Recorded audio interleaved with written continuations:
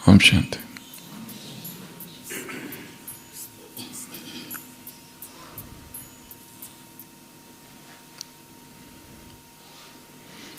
America में दिए गए एक स्पीच में अरुण गांधी, जो कि महात्मा गांधी के ग्रैंडसन थे और जिन्होंने MK institute of non violence की एस्टैब्लिशमेंट की थी, उन्होंने अपने जीवन का एक किस्सा उस स्पीच में सुनाया था। उन्होंने कहा था, जब मैं 16 वर्ष का था और अपने पिता मनीलाल गांधी, जो कि महात्मा गांधी के दूसरे बेटे थे, और जब मैं अपने पिता के साथ फिनिक्स सेटलमेंट, जो कि साउथ अफ्रीका में डरबन से लगभग 18 मील या 29 किलोमीटर की दूरी पर था, तो मैं और मेरी 2 बहनें इला, सीता, हम तीनों अपने माता पिता के साथ वहाँ रहते थे। और कभी कभी अवसर आता था जब हम शहर जाए डरबन में, क्योंकि शहर से दूर रहते थे और जहाँ रहते थे वहाँ कुछ नहीं था, ना कोई लोग थे, ना बच्चे थे, कुछ नहीं। तो एक बार मेरे पिता ने मुझसे कहा कि हम डरबन जाएंगे, वहाँ कुछ काम है, एक दिन की कॉन्फ्रेंस है, और तुम ऐसा करना, जो हमारी कार है उस कार को सर्विसिंग करा लेना उसकी। और उसकी माँ ने कुछ चीज़ें दी खरीदने की। तो बेटा अपने पिता के साथ डरबन पहुंचते हैं और पिता कहते हैं कि ठीक 5 बजे तुम आ जाना, सारे कार्य करके, जो किराने की सूची दी है वो खरीद के और कार की सर्विसिंग करके।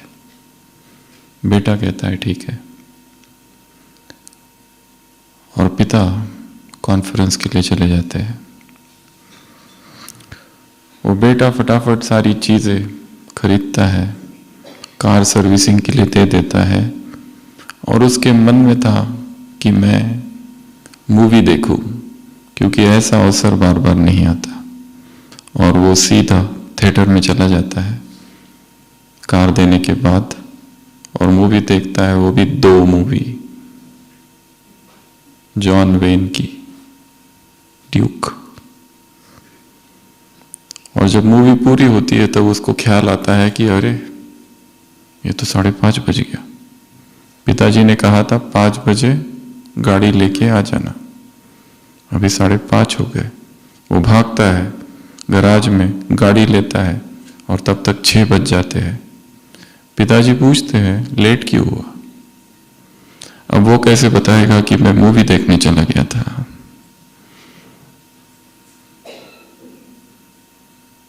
वो कहता है गैराज में गाड़ी रेडी नहीं थी। झूठ बोलता है अपने पिता से, जबकि पिताजी ने पहले ही कॉल किया था वहां पर गैराज में, और उन्हें पता था कि गाड़ी 4 बजे ही रेडी हो चुकी थी। तब वो अपने बेटे अरुण गांधी से कहते हैं, मनीलाल गांधी, कि पता नहीं मेरी पालना में ऐसी कौन सी गलती हो गई, मेरी परवरिश में, कि तुम्हें झूठ बोलना पड़ा, तुम सच नहीं बोल सके। इसलिए तुम्हारी इसमें कोई गलती नहीं है, गलती मेरी पालना में है कि मेरे बेटे को झूठ बोलना पड़ा। तो वो कहते हैं कि अभी मैं 29 किलोमीटर पैदल ही जाऊंगा बेटा पीछे कार में, पिता आगे। कच्चा रास्ता है, रोशनी नहीं है, अंधेरी सड़क है। अरुण गांधी ने उस स्पीच में कहा कि मैंने अपने पिता को उस पीड़ा में देखा। मैंने अपने पिता को चलते हुए देखा। 5.5 घंटे वो चल रहे थे और मैं कार में धीरे धीरे कार चला रहा था। और इस घटना ने मेरे अंदर कुछ कर दिया। यदि मेरे पिता ने मुझे सजा दी होती तो शायद ये परिवर्तन ना होता, पर उन्होंने सजा मुझे नहीं दी, खुद को दी। 5.5 घंटा मैं देखता रहा और उसी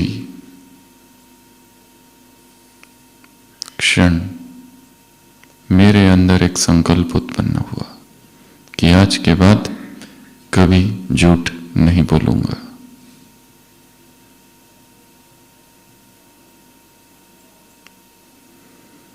जागरण के लिए चोट की आवश्यकता है। बिना चोट जागरण नहीं होता। एक कुठाराघात, एक शंखनाद,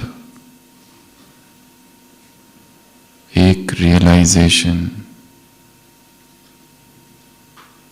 व्यक्ति तब तक अपनी दिनचर्या, अपनी विचारधारा, अपने स्वभाव, अपनी मान्यताओं को नहीं बदलता जब तक एक नई विचारधारा उसके सामने नहीं आ जाती, जब तक उसके विश्वासों को कोई चोट नहीं पहुंचती। परिवर्तन,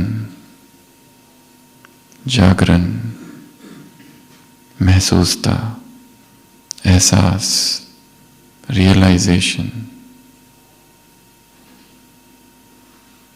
सुबह की अव्यक्त वाणी। तुम कौन हो? जगे हुए दीप हो, आत्म दीप, चमकते दीप, अविनाशी दीप। एक है बुझे हुए, एक है जगे हुए। The enlightened consciousness, the awakened consciousness. और चेतना जागती कब है? जब उसे शॉक लगता है, जब एक चोट उसको मिलती है। परिवर्तन कब आता है? शब्दों से नहीं आता, ऊर्जा से आता है। प्रवचन सुनने से नहीं आता, किताबें पढ़ने से नहीं आता, पर उस किताब और उन शब्दों में जो अलौकिक ऊर्जा बहती है, वो ऊर्जा जब हमें टच करती है, स्पर्श करती है, तब अचानक जागरण होता है।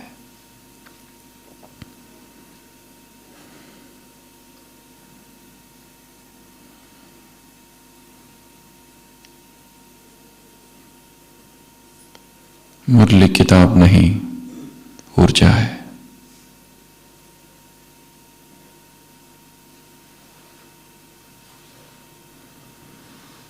उस ऊर्जा में डूब जाना, उस ऊर्जा के महासागर के साथ एकाकार हो जाना, तब परिवर्तन होगा। नहीं तो वही दिनचर्या, वही अमृत वेला, वही मुरली क्लास, वही मुरली सुनना, वही दिन भर जो काम करते हैं, जिस भाव दशा में, वही चलती रहती है जब तक उसे चोट नहीं लगती, तब तक। तो आज सुबह की अव्यक्त वाणी में क्या कहा बाबा ने? तुम हो दीप, आत्म दीप, अविनाशी दीप, जगे हुए दीप, चमकते हुए दीप। और क्या क्या कहा? अब आप बताएंगे।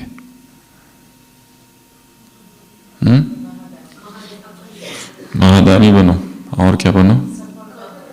सफल करो, और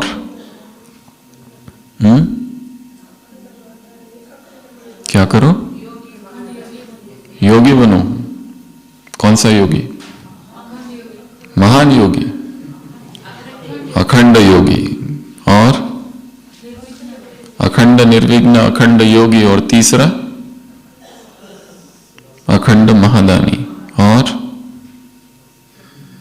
क्या था? सबने सुनी है, पढ़ी भी है। समय, श्वास, संकल्प, गुण, खजाने, शक्तियां, ज्ञान, सब सफल करो, और सफलता मूर्त बनो, और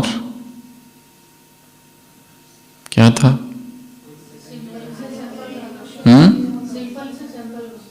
सिंपल से सैंपल बनो।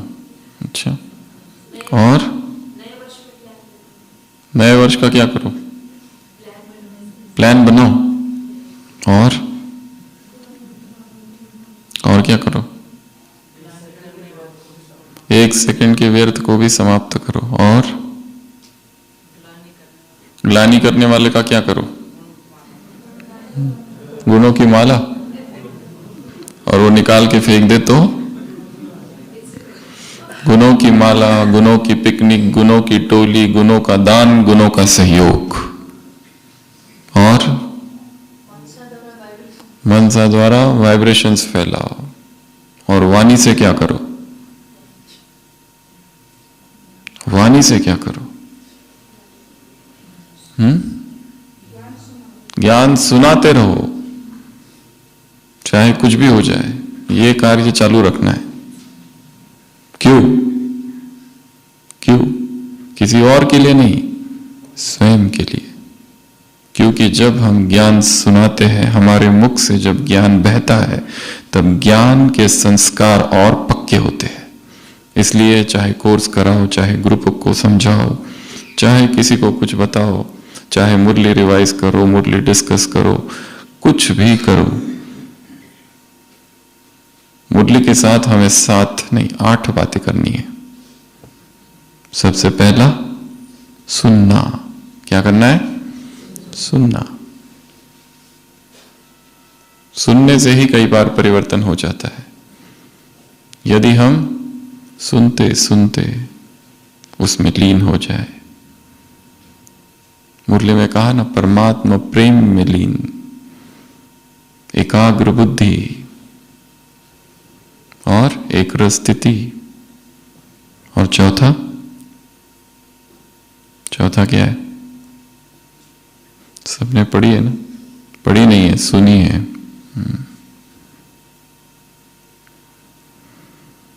सुनना। दूसरा लिखना। क्या करना है? मुरली को स्वच्छ अक्षरों में, सुलेख अक्षरों में, सुलेख लिखावट। जब हम लिखते हैं तो क्या होता है? भीतर परिवर्तन। लिखो ब्रह्मचर्य, लिखो एकाग्रता, लिखो सफलता। तो लिखने से क्या होता है? परिवर्तन, रिवीजन। इसलिए लिखना एक महत्वपूर्ण अंग है शिक्षा का, राइटिंग। और कैसे लिखना है? सुंदर अक्षरों में लिखना है। ऐसे ना लिखना जैसे डॉक्टर लोग लिखते हैं, जो केवल फार्मासिस्ट समझता है और किसी को नहीं समझ में आता है वो क्या लिखता है। अच्छे अक्षरों में लिखना है। वो बोर्ड होता है ना, बोर्ड देखा है ना मधुबन में, बोर्ड में मुरली कैसे लिखी रहती है? सुंदर अक्षर होते हैं ना, वैसे अक्षरों में अपने डायरी में लिखना है। दूसरा काम। तीसरा काम, तीसरा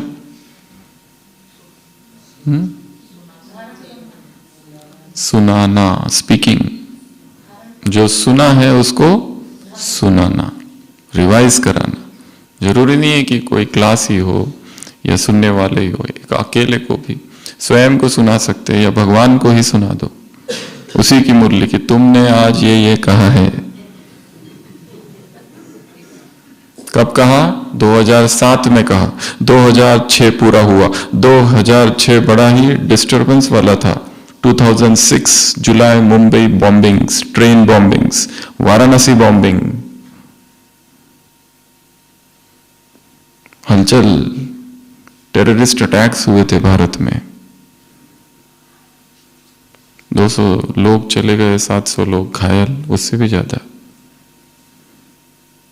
लोगों के मन में डर, ट्रेन में बैठे या ना बैठे। ये तब की मुरली है। तो तीसरा कार्य स्पीकिंग। चौथा कार्य मुरली के साथ जो करना है वो अंडरस्टैंडिंग। उसको समझने की कोशिश करो, ये वक्ता कह क्या रहा है, ये क्या कहना चाहता है, ये जो साधारण शब्द है इनमें कौन से भाव छिपे हुए हैं। अगला चर्निंग, चिंतन। मुरली का क्या करना है? चिंतन करना है। कोई एक लाइन उठा लो और सोचो उसके विषय में। चिंतन की भी विधि है लिखना। एक शब्द लिखो और उसके संबंधित क्या क्या याद आता है वो लिखो, तो चिंतन। और क्या करना है मुरली के साथ? डिस्कशन। मुरली का क्या करना है? ज्ञान का चर्चा करनी है। आपस में बैठ के चर्चा करो, ये आया है, ये क्या है, इसका करना क्या है, कैसे करना है, डिस्कस। उसके बाद में और क्या करना है? धारण। क्या करना है फिर? धारण, प्रैक्टिकल। तो ये सारे कार्य करने हैं मुरली के साथ। उसे और एक पढ़ना, वो तो महत्वपूर्ण है। स्पीड रीडिंग, धीरे धीरे नहीं, फास्ट, फटाफट। एक बार पढ़ लो, फिर वापस पढ़ो, फिर वापस पढ़ो, कई बार पढ़ो। कभी धीरे भी पढ़ो, पर मैक्सिमम स्पीड रीडिंग की प्रैक्टिस करनी है। तो writing, reading, listening, understanding, churning, discussion और इनकलकेशन, ये 7-8 कार्य है जो रोज करने हैं।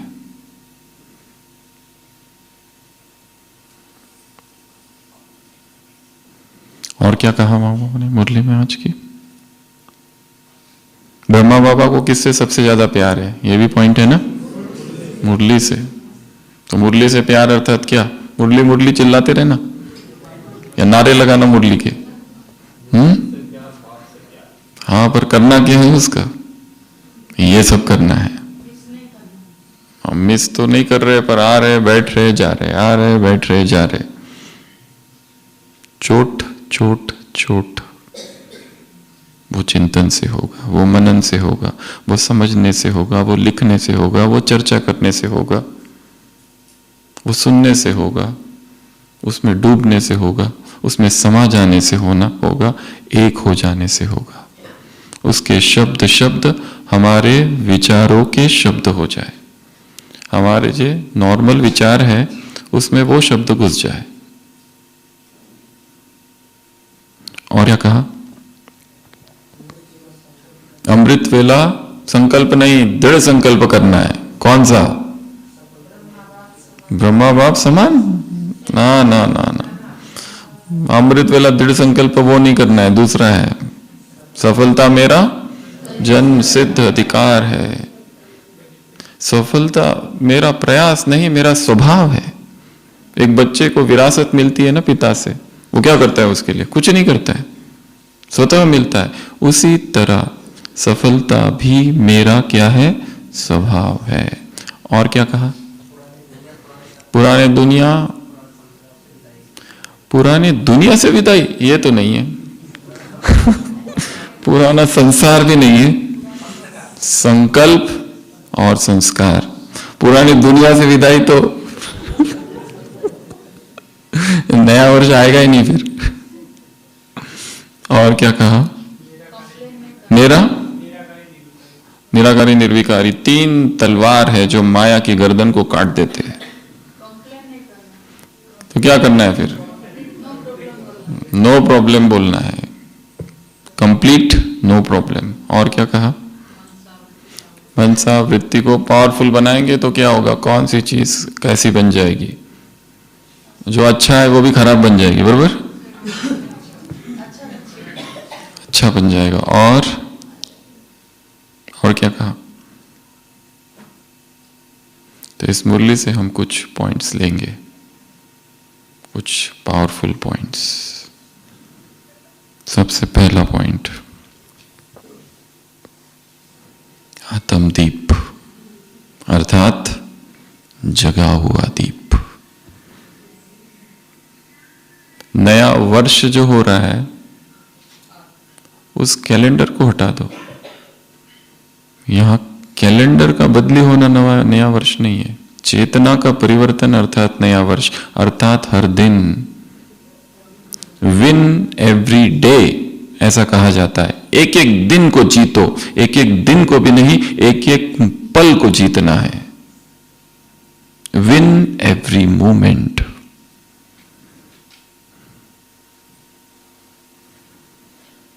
नया वर्ष अर्थात कैलेंडर की तारीख या तिथि से संबंध नहीं है, चेतना के परिवर्तन से संबंधित है, अर्थात वो अब है,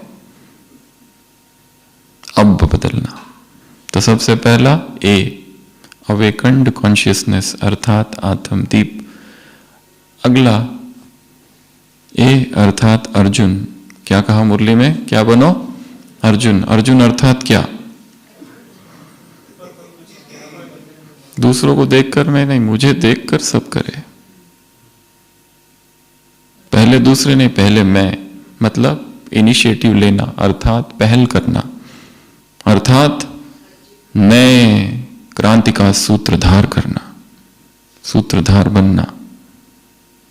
कुछ तो नया, जो अब तक की दिनचर्या है, जो अब तक का अमृत वेला है, जो आपके विचार के पैटर्न्स है, इमोशंस है, फीलिंग्स है, दूसरों के प्रति जो भाव है, उसको चेंज। तो अर्जुन अर्थात, हे अर्जुन अर्थात ब्रह्मा बाबा का उदाहरण है ना। क्या? दूसरे को देखकर मैं नहीं, मुझे देख दूसरे करे। तो पहल करना। तुम ही सूरज हो, कोई और सूरज की प्रतीक्षा नहीं करो जो आके प्रकाशित करे।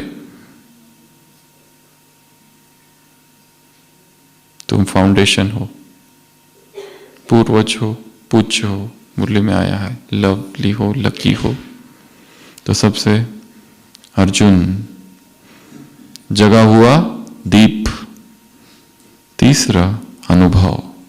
आत्माओं को क्या कराओ? अनुभव, सुख चैन का अनुभव। और वो अनुभव हम तब करा सकते हैं जब हमें खुद अनुभव है। यदि हम ही बेचैनी में है दिन रात, हम ही स्ट्रेस में है, टेंशन में है, भय में है, पूरा दिनचर्या भयभीत भय में जीते हैं, पूरी दिनचर्या में एक चिंता सी लगी रहती है, फिर धर्म का मर्म क्या? धर्म अर्थात अभी, धर्म अर्थात अभी जागरण, धर्म अर्थात अभी आनंद की अवस्था। कल क्या होगा वो कल देखेंगे, अभी इस पल प्रतिपल भीतर जाओ तो केवल आनंद के झरने लहरा रहे हैं। वो अनुभव,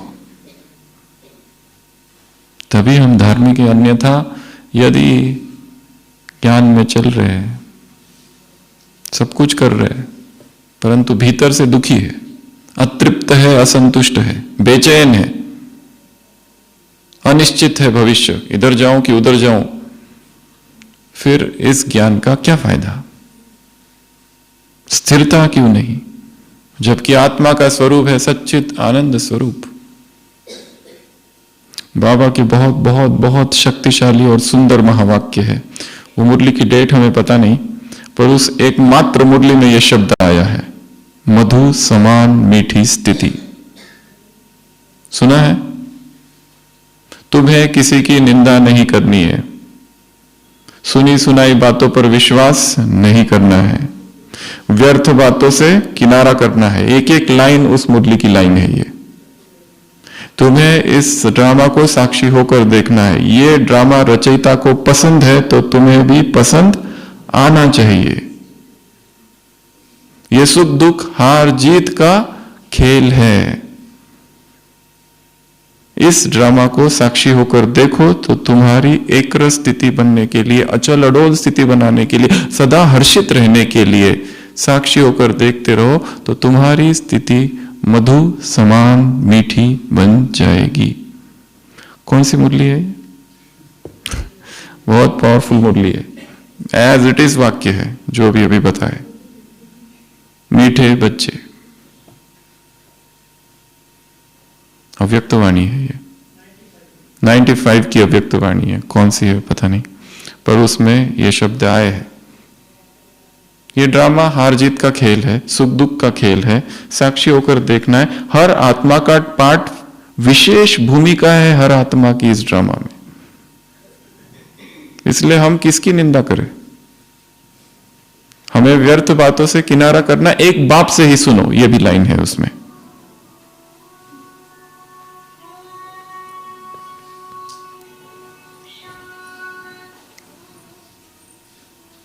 सभी स्थिर और अपने जीवन को देखेंगे। मैंने अब तक जो सेवाएं की है उसमें कौन सी सेवाएं बची हुई है? सभी स्थिर। अर्जुन बनना है। अगला अमृत वेला दृढ़ संकल्प। क्या करना है? जो अमृत वेला हम करते हैं वो बीज है। अमृत वेले का संकल्प का बीज दिन में वृक्ष बनता है कर्म का।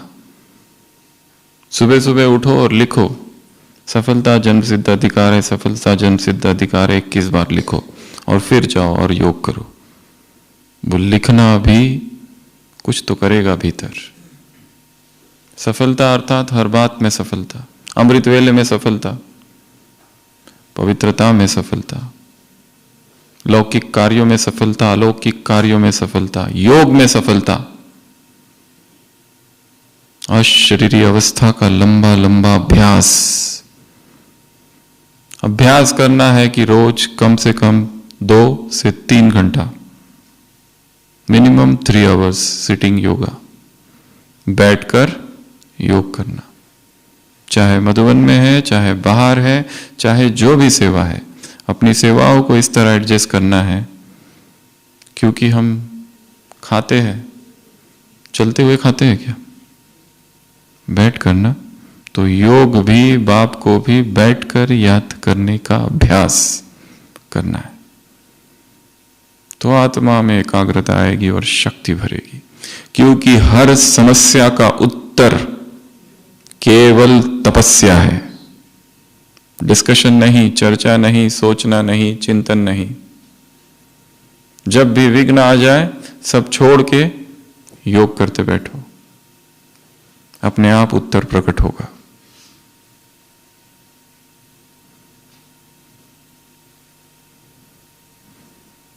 अमृत वेला दृढ़ संकल्प।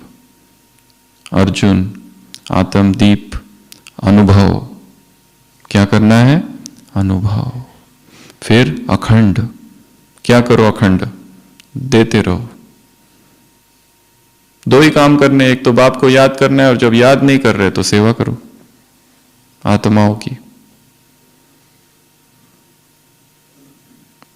अखंड दानी, अखंड निर्विघ्न और तीसरा अखंड योगी। करते रहो, देते रहो।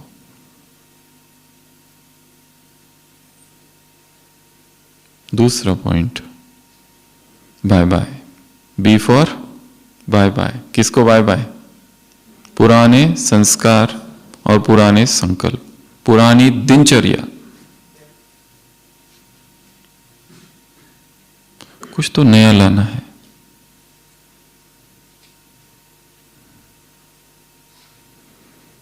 पश्चाताप, कन्फेशन। एक पादरी समझा रहा था चर्च में कन्फेशन का क्या महत्व है। कन्फेशन एक बहुत बड़ी क्रिया है क्रिश्चियनिटी में। कन्फेशन अर्थात कबूलनामा, अपने पापों को स्वीकार करना उस पादरी के सामने, उसको बताना मेरे जीवन में ये सब हुआ है। वो अंदर बैठता है, बीच में एक जाली होती है और व्यक्ति इधर से उसको सुनाता है कि मेरे जीवन में ये हुआ है। फिर वो पादरी कुछ पश्चाताप के लिए कुछ तो बताता है, या ऐसा करो, तुम्हारे जीवन में जो विकर्म हुए हैं, जो पाप हुए हैं, उसका करना क्या है, क्योंकि उसके बोझ तले पुरुषार्थ हो नहीं सकता जब तक उससे मुक्ति ना हो जाए। तो एक पादरी समझा रहा था और एक दूसरा व्यक्ति था, वो उनको कहता है कि नहीं, ये सब से कुछ नहीं होता है। व्यक्ति पश्चाताप तो करता है, वापस पाप तो करना ही है आगे, तो क्या मतलब है इस तरह कन्फेशन करने का, किसी के सामने जाकर अपने पापों का कबूलनामा देना, स्वीकार करना। तब वो पादरी उसको एक कथा सुनाता है, कहानी। वो कहता है कि जोनाथन स्विफ्ट बहुत फेमस आयरिश राइटर, लेखक, फिलोसोफर हुए हैं। वो जोनाथन स्विफ्ट के सर्वेंट की कहानी सुनाता है, उसके नौकर की। जोनाथन स्विफ्ट एक बार एक रेगिस्तान में 3 दिन ठहरना होता है, अपने नौकर को कहता है मेरा जूता लेके आओ। वो नौकर जूता लेके आता है, जूतर में रेत होती है। नौकर को कहता है ये रेत साफ करो। नौकर कहता है साफ करने का क्या फायदा, थोड़ी देर में वापस रेत आ जाएगी। बहुत स्मार्ट होता है वो, कहता है क्या साफ करना है जूते को। अच्छा, कहता है ठीक है। फिर जब उनका चलने की बारी आती है, वहां से ऊंट को खोल के निकलने की, तो कहता है चलो। वो नौकर कहता है नाश्ता तो हमने किया ही नहीं। वो कहता है नाश्ते करने की क्या जरूरत, थोड़ी देर में वैसे भी भूख लगनी है तो उसको भी छोड़ो। फिर खाने की क्या जरूरत है, वैसे भी भूख तो लगी जाएगी।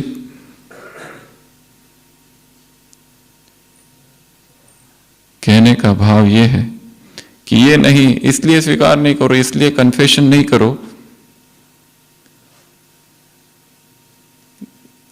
ये नहीं सोचो कि ये करने से क्या फायदा, फिर तो वो आदत तो है ही, फिर तो वही पाप करेंगे। परमात्मा कृपा होगी यदि सच्चे दिल से उसके सामने स्वीकार करोगे। एक भक्त बन जाना कभी कभी, और उसको कहना कि ये सब कुछ मैंने कर लिया है, फिर भी इससे मुक्ति नहीं है, अब तुम कुछ करो। सच्ची दिल पर साहेब राजी, वो करेगा, फिर उसका इंटरवेंशन होगा। क्योंकि कोई बहुत सी बातें जो हमारे जीवन में हो रही है, उसका संबंध कई जन्मों के साथ है। हमें नहीं समझ आता है ये सब क्यों हो रहा है। कितने जन्मों की अधूरी कहानियां यहाँ पूरी हो रही है। अचानक हम नए नए लोगों से मिलते हैं, क्यों उनसे मिलते हैं, क्यों उनसे संपर्क होता है। अचानक नया व्यक्ति माया बनकर आ जाता है, क्यों। अचानक नई नई घटनाएं हो जाती है, क्यों। क्योंकि हमारी बुद्धि सीमित है, स्मृति भी सीमित है, परंतु वो सब कुछ जानता है। उसे हमारे जन्म जन्म की कहानी पता है। इसलिए आज हम, कोई पूछ रहा था कि व्यक्ति बीमार क्यों पड़ता है, क्या भोजन ही एकमात्र कारण है? ना, बीमारी के कितने सारे कारण हैं। हमारे हॉस्पिटल में 2 छोटे बच्चे आते हैं, दोनों का डायलिसिस चालू है। बहुत छोटा, एक तो एकदम ही छोटा है और उसकी बहन, दोनों को एक बहुत रेयर बीमारी है। उनके दोनों के पेरेंट्स आते हैं, 4 घंटा बैठते हैं, हफ्ते में 3 बार डायलिसिस होता है। उसके माँ बाप उन छोटे बच्चों के ही सेवा में है दिन रात, और वो बच्चे भी ज्यादा जीने वाले नहीं है, क्योंकि जो बीमारी उनको है, जो रेयर जेनेटिक सिंड्रोम है, उसमें व्यक्ति 15 से 20 साल तक ही जीता है। अब इन बच्चों ने क्या ऐसा खाया और कौन सी बीमारी इनको हो गई कि छोटे से 5-6 साल के बच्चे को डायलिसिस चालू है, और उसमें भी बीच में बहुत सीरियस हो जाते हैं। वो बच्ची तो कई बार वेंटिलेटर पर जाकर वापस आ गई है, और बहुत क्यूट है दोनों भी बच्चे, बहुत बहुत स्वीट। ये बीमारी क्यों होती है? एक कारण तो कई जन्मों के हिसाब, कुछ कारण जेनेटिक, कुछ कारण एनवायरमेंटल, ये वातावरण ही ऐसा है प्रदूषित, कुछ कारण तत्व ही तमो प्रधान है, चाहे कोई कुछ भी खा रहा है, कुछ कारण एक्सीडेंट, चाहे कोई कुछ भी खा रहा हो, एक्सीडेंट ही हो गया तो क्या, उसमें प्राकृतिक आपदा ही आ गया, फंस गया तो क्या, गया हो। तो कई जन्मों के हिसाब आत्मा के साथ चल रहे हैं, कई जन्मों के पाप विकर्म आत्माओं के साथ में कनेक्शंस, सब कुछ एक साथ चल रहा है। इसलिए भक्ति की रस्म अच्छी है, हाथ जोड़ते हैं, हे प्रभु कृपा कर दो अब तुम ही बस तुम ही दया करो।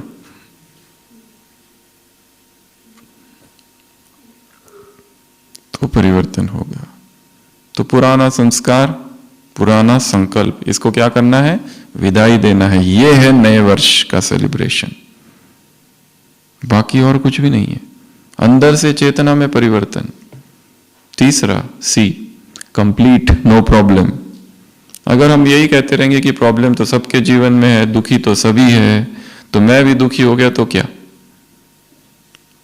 तो फिर इस ज्ञान का क्या फायदा, इस मुरली का क्या फायदा? अगर हृदय में आनंद के झरने नहीं है, निरंतर प्रतिपल एक खुशी की अवस्था नहीं है भीतर से, तो फिर यदि हम भी इस टेंशन में तो सारा संसार है, सारा संसार ही दुखी है, वो विकारों से दुखी है, हम पुरुषार्थ से दुखी है।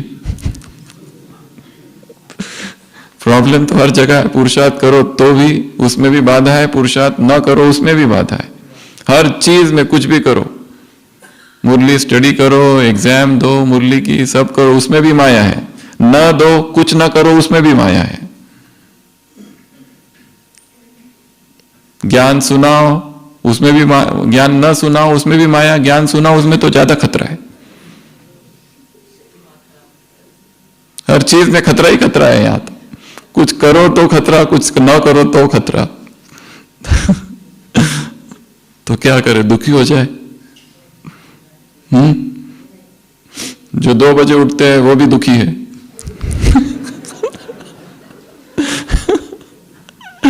कोई दूसरे कारण से दुखी है।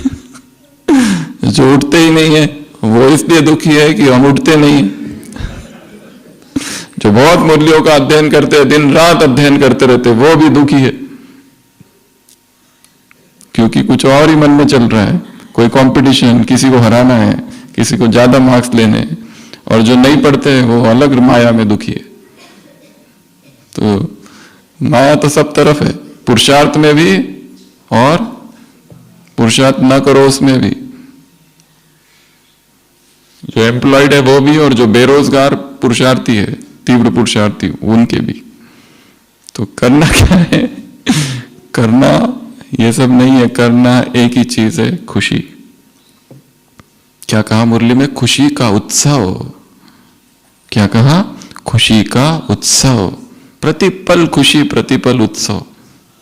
चाहे मुरली याद नहीं रहती है, चाहे एक सेंटर है, वो बहन बता रहे थे कि उनके सेंटर में जो एक बहन है वो मुरलियां बहुत पढ़ती है, और हर मुरली में उसको 100 फुल मार्क्स मिलते, पर सबसे ज्यादा दुखी वही रहती है। और उसी सेंटर पे एक दूसरी बहन है, छोटी बहन, वो पढ़ी लिखी नहीं है, उसको कुछ आता नहीं है, ज्यादा बहुत कम समझ में आता है, और हर बार फेल होती है, पर सबसे ज्यादा खुश वही रहती है। अब बताओ क्या करना है?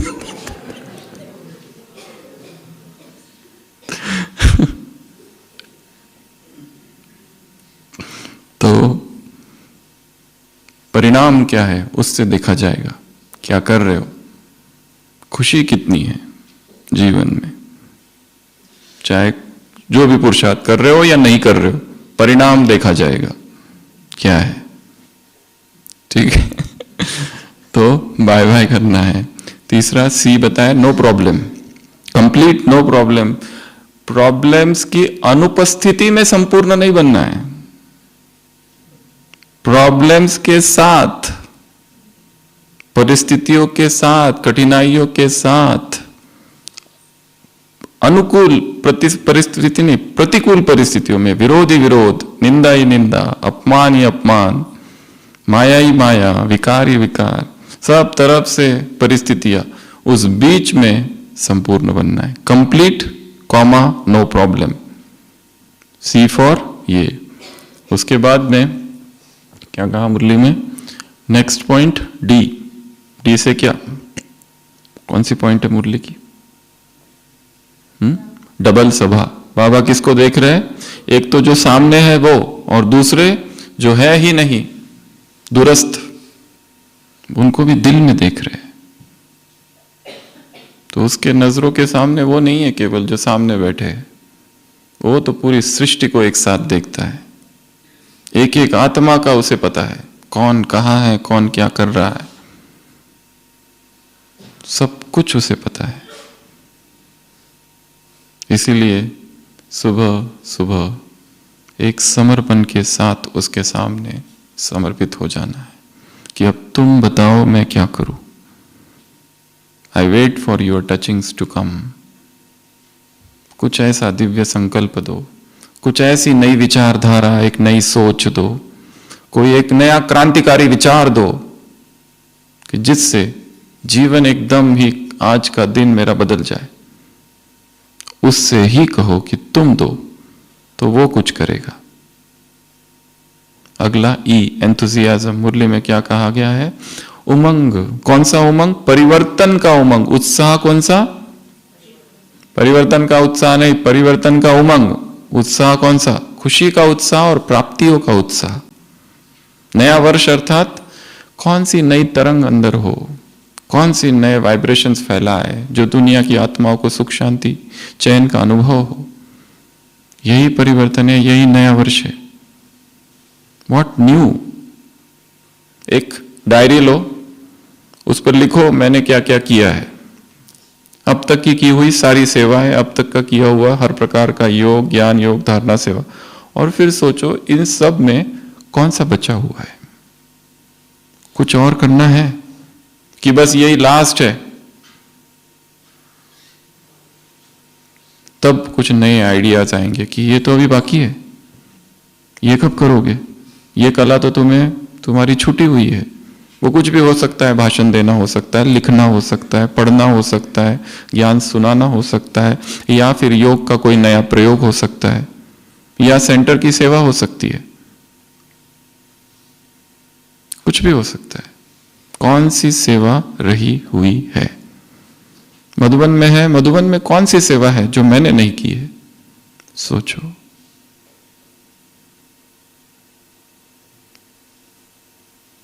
और क्या कहा मुरली में? ब्रह्मा बाप की 3 मंत्र, निराकारी, निर्विकारी, निरंकारी। इसका क्या करो? मन में 2 बातें करो, रिवाइज और रियलाइज करो। सुबह सुबह अनुभव करना है, मैं निराकारी हूं। दिन भर में फिर वो अनुभव रहेगा, मैं निर्विकारी हूं, कोई भी विकार मुझे स्पर्श नहीं कर सकता, कोई भी विकार नहीं। कल की साकार मुरली में भी था ना, कुमारियों का उदाहरण। विकार प्रवेश होते ही सिर झुक जाता है। क्या कहा? विकार प्रवेश और सिर नीचे। तो क्या करना है? सिर नीचे झुकाना है? नहीं ना, ऊपर।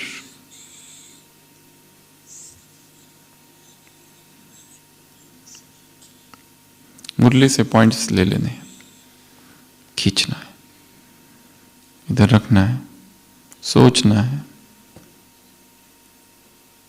अनुभव करना है। तो इसका क्या करो? रियलाइज और रियलाइज। किसमें? मन में। और क्या था मुरली में? निंदा करे कोई तो क्या करो? उसको गुणमाला। और क्या करो? खजाने तुमको मिले हैं, कौन कौन से खजाने मिले हैं उनको क्या करना है? सफल करना है। पहला खजाना समय। 1 सेकंड कितना है? 1 वर्ष। एक इस मुरली में अलबेलेपन की डेफिनेशन दी है, कौन सी है? कौन बताएगा? इसे कहते हैं अलबेलापन। 1 सेकंड नहीं, 1 मिनट। 1 मिनट अगर कोई वेस्ट करता है, व्यर्थ अगर 1 मिनट गया, अर्थात ये भी क्या है? क्या हुआ? 1 मिनट ही तो गया। ये इसे भी कहा जाता है अलबेलापन। अर्थात 1 मिनट भी वेस्ट ना हो। या तो हम किसी की सेवा कर रहे हो, या तो हम बाबा को याद कर रहे हो, बस। या तो स्व उन्नति कर रहे हो या विश्व सेवा कर रहे हो। 1 मिनट भी वेस्ट ना हो। तो समय को सफल करो, फिर श्वास को सफल करो, तो उधर स्वस्थ रहेंगे। संकल्प को सफल करो, शक्तिशाली बन जाएंगे। ज्ञान को सफल करो तो उधर वजीर नहीं रखना पड़ेगा। गुणों को सफल करो तो क्या हो जाएगा? गुणमूर्त हो जाएंगे। द्वापर में मूर्ति की पूजा भी होगी। और शक्तियों को सफल करो तो धर्म सत्ता, राज्य सत्ता दोनों प्राप्त होगी। तो ज्ञान, गुण, शक्तियां, श्वास, समय, संकल्प, सबको क्या करो? सफल करो, सफलता मूर्त बनो। सफल करो अर्थात यूटिलाइज इन अ वर्थफुल मैनर। जब हम रात को सोए तो इस समाधान के साथ सोए कि मेरा दिन आज सफल हुआ, पश्चाताप के साथ नहीं। किसी की निंदा की, किसी की ग्लानि की, किसी का अपमान किया, किसी को दुखाया, किसी को नीचे गिराया, किसी का अपमान, किसी की स्थिति गिरा देना, ये बहुत बड़ा विकर्म है। तेजी से पाप होता है इसमें। कल की मुरली सुनी ना सबने, कितना पावरफुल प्रश्न था कल का। ये विकार, ये देहभान भूल नहीं है, गलती नहीं है, पाप नहीं है, क्या है? शाप। तुम शापित हो। कल का प्रश्न था ना मुरली का, रावण का शाप है ये देहभान। यदि देहभान वश सारी दिनचर्या चल रही है अर्थात तुम शापित हो। अब शापित व्यक्ति, अहिल्या शिला बन के बैठी है, कुछ नहीं कर सकती, शापित है। क्या कहा बाबा ने? ये रावण का शाप है, इसको गलती नहीं समझना, इसको don't consider as a blunder, mistake या भूल या चूक या गफलत ना। ये क्या है? शाप मिला है तुमको। शाप से मुक्ति चाहिए ना, तो एक ही मंत्र है फिर, बाप की याद, आत्माभिमानी स्थिति। तो जो मिला है उसको वेस्ट नहीं होने देना है, सफल करते जाओ, शक्तियों को बढ़ाते जाओ, स्पिरिचुअल पावर्स को, गुणों को। और गुणों के साथ बहुत सारी चीजें करनी है। ब्राह्मण आत्माओं को गुणों का क्या करो? सहयोग। बाहर की आत्माओं को गुणों का दान। और क्या करो? गुणों का पिकनिक करो। और गुणों की क्या खिलाओ? टोली खिलाओ। गुणों की पिकनिक क्या होती है? लेन देन। क्या करो? गुणों की लेन देन करना है। अच्छा, इसमें ये गुण है, उसमें वो गुण है।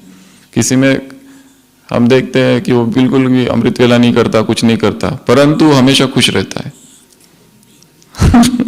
ऐसे भी लोग हैं, हमेशा खुश रहते हैं, और हम सब कुछ करते हैं फिर भी दुख कम नहीं होता है। तो उससे सीखना पड़ेगा, अहंकार को थोड़ा नीचे करना पड़ेगा और सीखना पड़ेगा कि तुम कैसे ये लोग खुश रहते हैं। तो ये भी एक ट्रेनिंग है। तो क्या करो? गुणों की पिकनिक करो, गुणों की टोली खिलाओ, गुणों का दान, गुणों का सहयोग। और वरदान में क्या है? गुणों की माला। जो निंदा करे तो वो क्या कर दोगे? तुम भक्त निश्चित करोगे उसको। और क्या कहा मुरली में? 3 प्रकार की सेवा, मनसा, वाचा और कर्मणा। मन से क्या करो? शक्तियां फैलाओ। वाणी से ज्ञान देने की सेवा छोड़नी नहीं है, ये तो देना ही देना है, उसमें फायदा है बहुत। पूरी दिनचर्या में देखो, कोई ग्रुप आता है, किसी को कुछ तो सुनाते रहो, बताते रहो या डिस्कस करते रहो कि ये क्या है, ये क्या है, इसका अर्थ क्या है, उसका अर्थ क्या है। या अव्यक्त मुरलिया लो, उसका अध्ययन करो तो समय सफल होगा। उससे प्यार होना चाहिए, गहरा प्यार। ब्रह्मा बाबा की क्या था? मुरली से सबसे गहरा प्यार था, स्वरूप बनना। और क्या कहा मुरली में? और क्या कहा? अशरीरीपन, अशरीरीपन और उपराम। चाहे खेचातान वाली परिस्थितियां हो, पर प्रैक्टिस कौन सी करनी है? बॉडीलेसनेस। तुरंत 1 सेकंड में अशरीरी हो जाओ, स्थिर हो जाओ। तो ये सारी पॉइंट्स मुरली में थी। ऐसे कैसे? आत्म दीप बच्चों को, जगे हुए दीपकों को, अविनाशी दीपकों को, अविनाश चमकते हुए दीपकों को, ऐसे पूर्वज आत्माओं को, पूज्य आत्माओं को, फाउंडेशन आत्माओं को, ऐसे लकी आत्माओं को, ऐसे अशरीरी आत्माओं को, योग युक्त आत्माओं को, ऐसे तीनों सेवा एक साथ करने वाली आत्माओं को, ऐसे सभी खजानों को सफल करने वाली आत्माओं को अमृत वेला दृढ़ संकल्प, सफलता मेरा जन्म सिद्ध अधिकार है, सफलता गले का हार है, सफलता स्वभाव है, स्वरूप है, ऐसी आत्माओं को, ऐसे उमंग उत्साह में रहने वाली आत्माओं को, जिनका जीवन की खुशी है निरंतर, चाहे कुछ भी बाहर होता रहे पर अंदर की खुशी जानी नहीं चाहिए। यही बैरोमीटर, थर्मामीटर है, यही मापदंड है। नहीं तो बाकी सब कुछ कर रहे हैं पर अंदर से दुखी है,